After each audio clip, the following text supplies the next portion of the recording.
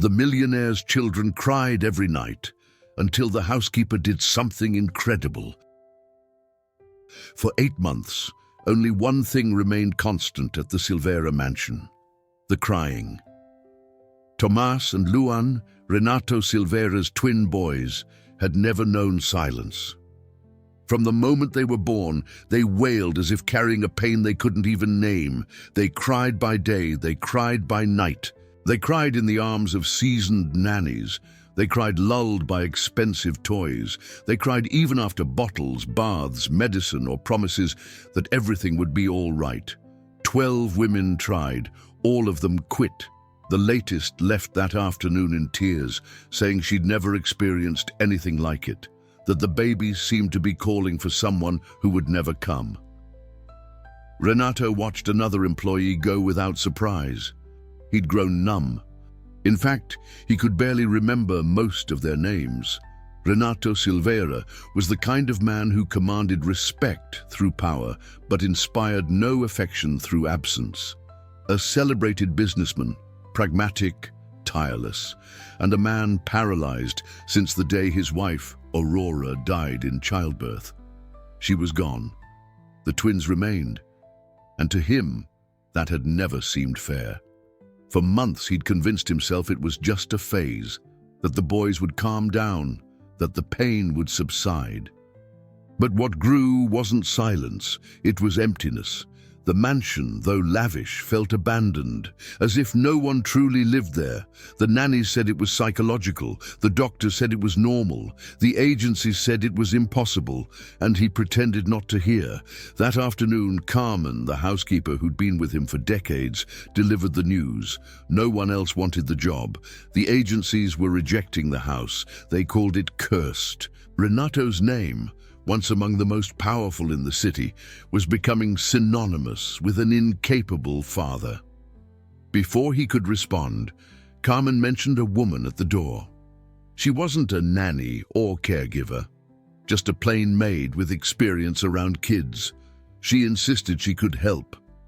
Exhausted, Renato relented. The baby's crying from upstairs was louder than ever. He had no strength left for pride. He sent her in.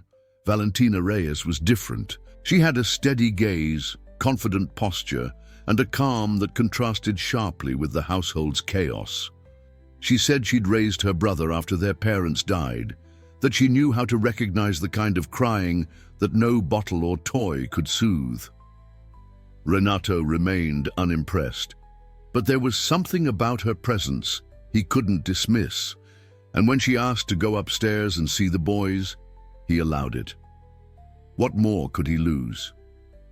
The nursery was immaculate. Luxury furnishings, everything in its place. Yet inside, 2 infants screamed as though trapped in an invisible void. No clinical symptoms, no rational explanation, only despair. Valentina approached without hesitation. She watched. She didn't speak to the babies. She didn't grab toys. She didn't try to be friendly. She only listened. After a few minutes, she broke the emotional silence that had plagued the house for months. They're not crying from pain. They're crying for someone who never arrived, someone who should be here and isn't. Standing at the doorway, Renato said nothing, but her words hit him like a blow to the stomach. They feel alone, even surrounded by everything. Because what's missing isn't a thing, it's a presence. Valentina looked into the cribs. Tomas had his little arms outstretched as if begging to be held by someone he couldn't name. Luan writhed, his eyes fixed on a single spot on the wall. Always the same spot. They're calling for you, and they scream because until today, you've never answered. Renato didn't know why he did what he did next. Maybe it was impulse, guilt, or perhaps, just for a moment, he heard something different in his son's cries. Without a word, he stepped into the room. He hesitated at one crib. He looked at Tomas. The baby's tear-streaked eyes paused for a moment, just a moment. Tomas stretched out his arms again, a gesture so simple and so devastating. Renato extended his own arms, but at the last second he drew back, as if touching him would open a wound he'd spent months trying to ignore. Valentina watched quietly. Then, in a soft voice, she spoke the line that would stay with him forever. "They don't hate you. They just want you to stay." Renato stood frozen, staring at his children. For the first time, he didn't run away. He didn't shut the door. He didn't delegate the pain. That night, the twins continued to cry, but something had changed. For the first time in 8 months, Renato Silveira didn't hide. He stayed, and the babies, even as they cried, began to sense that someone was finally listening. The Silveira mansion was silent, but not a peaceful silence. It was the kind of silence that screamed, a muted echo of everything that was missing. It was a house where the curtains never opened, where the hallways were always spotless yet cold, where you walked with measured steps, as if any louder sound could awaken a ghost. Valentina noticed it on her second day. In the first minutes of her routine, she saw that the baby's toys were always neatly arranged, but never played with. Luan's crib creaked at the exact same spot, as if he moved the same way every day. Tomas always woke at 3:17 a.m. with a high-pitched scream, and then he never slept again. Hearing that rhythmic crying, as if the boys' bodies were repeating some old unmet plea, Valentina began to feel that something in this house wasn't broken. It was wounded. It was as if time had stopped inside this house at the very moment Aurora died. Renato, for his part, maintained his distance flawlessly. He ate breakfast alone, worked from home all day, locked in his office, passed by the children without touching them, without looking at them. Sometimes he'd hear the crying and slam the door even harder, as if he were trying to shut something inside himself, not the children out. Valentina watched but didn't judge. She'd seen this kind of grief before, only here it was deeper, more dense, as if instead of healing, it had calcified. It was against that backdrop that she began to notice a pattern.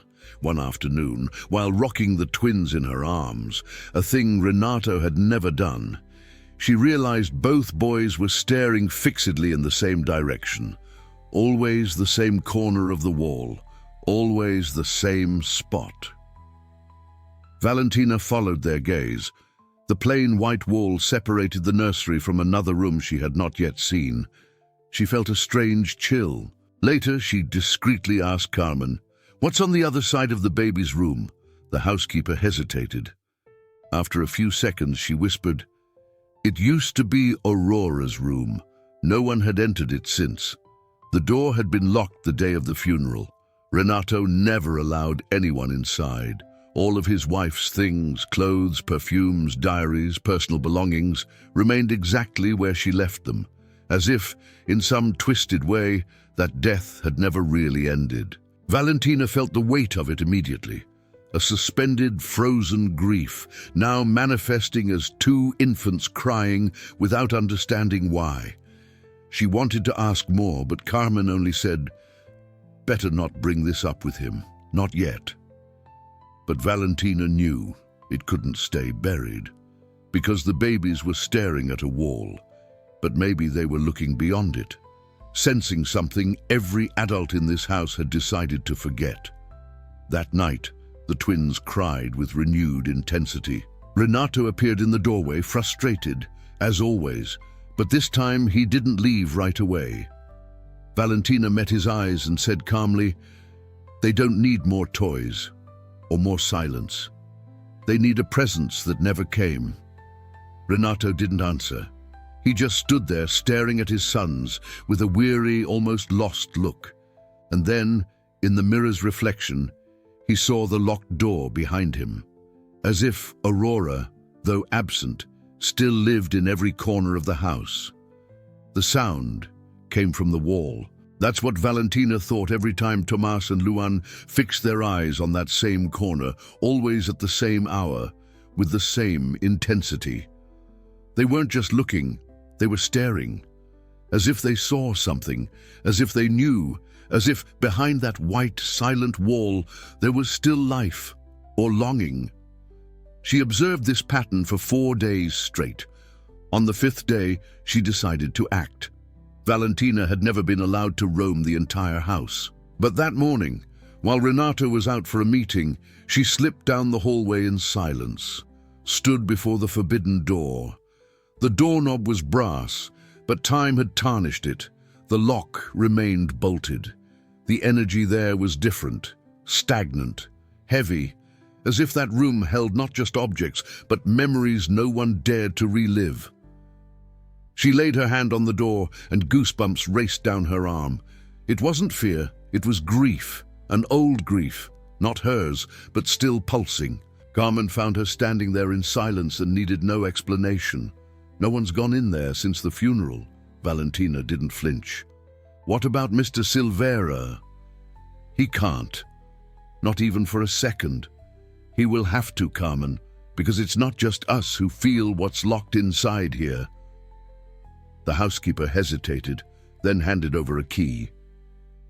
That night, Valentina waited until the house was still. Renato had already retreated. His office door was closed. The babies had finally fallen asleep, exhausted from a day of crying. She crept down the dark corridor and stopped before the door again, took a deep breath, fitted the key, turned it slowly. The click was soft, but symbolic. She pushed it open.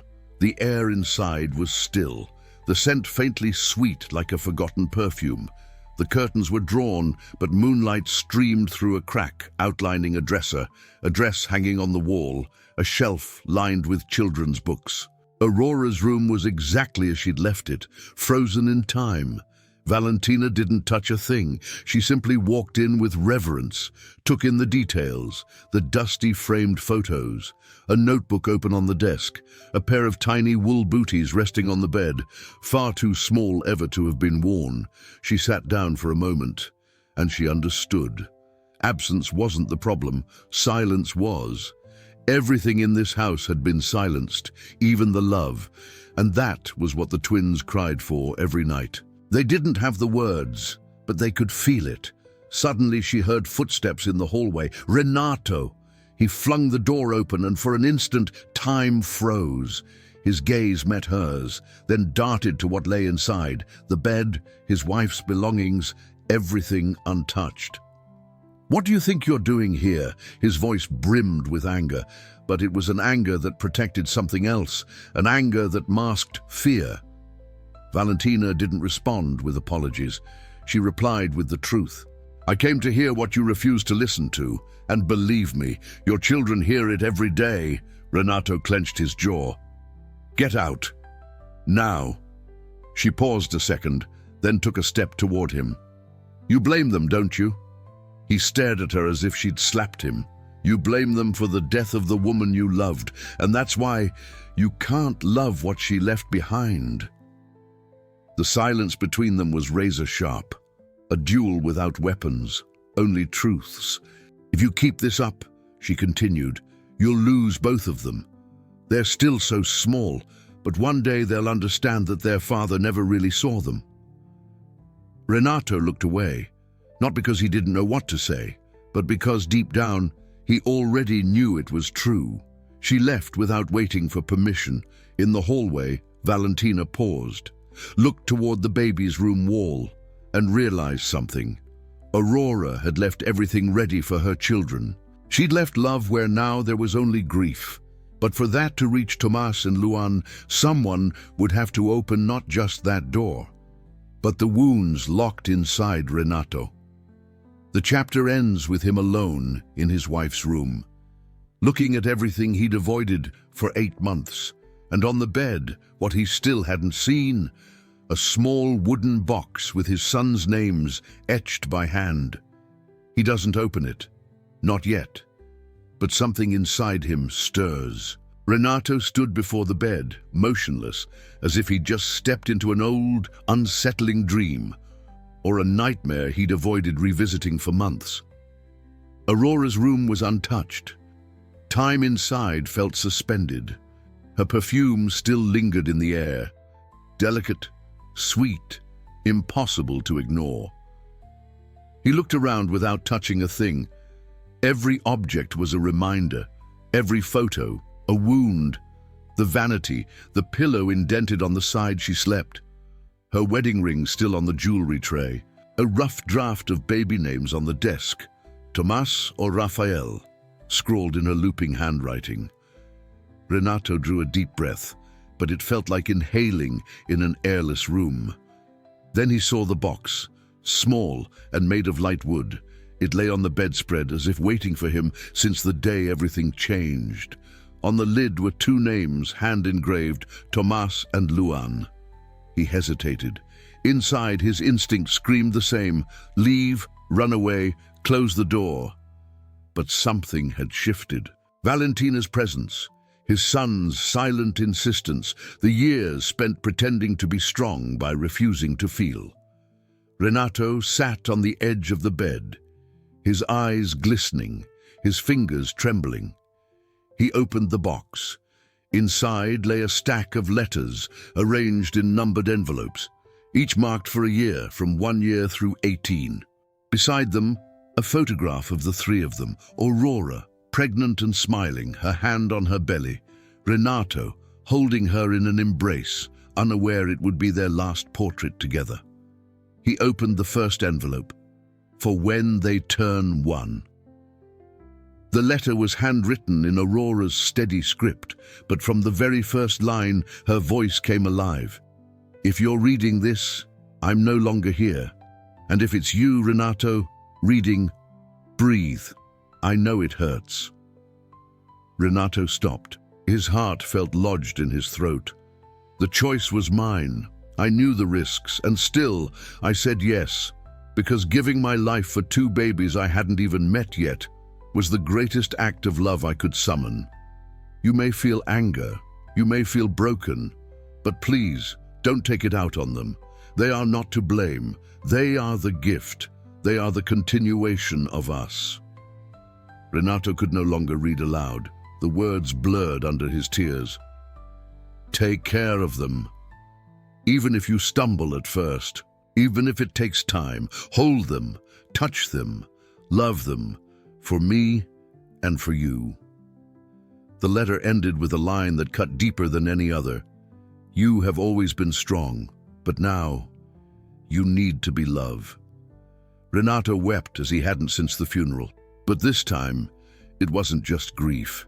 It was guilt. It was love trapped inside. It was everything he'd been holding back for months, finally pouring out. A child's cry drew him back. Tomas. Renato rose instinctively and made his way to the nursery. Luan was asleep. Tomas was not. He was restless, sweating, eyes wide and unfocused. Renato halted at the crib. His son's gaze met his own. Neither of them cried for a moment. Then Tomas stretched out his arms. This time, Renato didn't pull back. He lifted his son into his arms. The little body fit against his chest as if it belonged there. Tomas stopped crying instantly, not because the pain was gone, but because his father was present. Renato buried his face in his son's hair, and there, for the first time, he felt truly like a father, not because he knew what to do, but because finally he was there. Late that night, Valentina passed the corridor and saw the door ajar. She peered inside quietly. Renato sat in the armchair, Tomas asleep in his arms, Luan calm in the crib. On the floor beside the chair, Aurora's letter, fallen, open, visible, alive. The next morning began differently, not because the sun shone brighter or because silence finally reigned, but because, for the first time in 8 months, Renato was awake before his children's cry. And for the first time, he went to their room unprompted. He found Tomas and Luan waking with heavy eyes. Neither was crying. They were simply there, waiting, as if they knew. Renato approached slowly. The babies stared back silently, as if trying to understand this man who, until yesterday, seemed made of glass, so near yet untouchable. He said nothing. He only extended his arms. Tomas smiled. Luan let out a soft, curious gurgle. Renato cradled both at once, one on each side, unbalanced, awkward, trembling, but whole. In that simple gesture began the hardest journey of all, learning to be a father. It wasn't easy. Renato didn't know how to change diapers. He mismeasured formula. He fumbled with onesies that were too tight. Once, he spilled warm milk on his own shirt and nearly knocked a thermometer onto Tomas's head. But he never closed the door again. He started having lunch with his sons in his lap. He slept with the baby monitor beside his pillow. He took them into the backyard, despite his fear of their catching cold. He learned to recognize the cries of hunger, of colic, and the subtlest of all, the cry of longing. That's when he understood his children didn't need a perfect father, they just needed a present one. Valentina watched from a distance, without intruding, without overpraising, but with the quiet pride of someone who carries a truth the world refuses to see. The truest love almost always blooms after the pain. She taught him what she knew: when to heat the bottle, how to support the head without strain, when to bathe them. She corrected him gently and watched with silent pride as that once cold man melted into affection. The house changed too. The curtains opened. Sunlight began to fill the once dark halls. Short, sporadic baby giggles started to echo between rooms. Silence became a choice, not a sentence. Carmen, the housekeeper, noticed first. One afternoon, she entered the living room to find Renato crawling on the floor with Luan, while Tomas clapped his hands. She covered her mouth and wept quietly. Because that man was not the same anymore. That night, as he tucked his sons in, Renato held their hands and whispered, as if making a promise. "I don't know everything yet, my boys, but I'm here, for real. Now you have a father." The babies didn't reply, but they didn't need to. They fell asleep in peace, without tears, without screams, for the first time. The mirrored elevator reflected a sight he'd never imagined. Renato Silveira, his tie crooked, a baby in each arm. Tomas drooling on his left shoulder, Luan clutching an expensive pen like it was just another toy. And for the first time, Renato didn't care about the mess. On the way to the company's headquarters, he listened to the soft sounds his sons made, a mix of wonder and tenderness. Tiny little noises, almost insignificant, but to him, they sounded like music. When he walked into the office, everything stopped. Employees, secretaries, directors all froze for a heartbeat. Nobody expected this. Renato Silveira, the man of steely decisions, the boss who never mixed his personal life with business, crossing the reception with two babies in his arms, as if they were medals, and smiling. Conversations died out. Gazes met. Then smiles began to spread, one by one. Not mocking smiles, admiring ones. It was like seeing a new version of an old character. In the boardroom, where there had once been only charts and targets, Renato set his boys down on the leather couch. He handed them toys, changed a diaper right there between one proposal and the next. When one of the partners asked if he really planned on bringing the babies to work regularly, he answered calmly, "If I'm capable of running a multi-million-dollar company, I'm capable of leading two tiny hearts that just need love." Silence. No one dared argue. Because no one in that room, even in the highest positions, knew anyone as clear on what really matters. That week, Renato did more than delegate tasks. He requested brighter meeting rooms, set up play corners, and asked for breaks so he could have meals with his children. For the first time, the company bent around life, rather than the other way around. In the halls, people whispered, "Renato has changed." But those who really knew him, they knew the truth. He had started feeling again, and that changes everything. At home, the boys already recognized their father's voice. When they heard his steps, they clapped. Luan began babbling sounds that sounded like dada. Tomas laughed easily, and the crying that once lasted for hours now lasted for seconds. The house felt lighter, more alive, more human. One Friday night, after tucking the boys in, Renato called Valentina into the living room. She was surprised by his serious tone, but she followed him. He held out an envelope. What's this?" she asked. "A contract, but not a work contract." Valentina opened it. It was symbolic, a handwritten note officially naming her the godmother of Tomas and Luan. She read it quietly and looked up with tears in her eyes. "I never thought I'd be part of a real family again," she whispered. Renato replied softly, "But you already are. You've been since the day you walked in, and stayed." Time passed unhurried, but not wasted.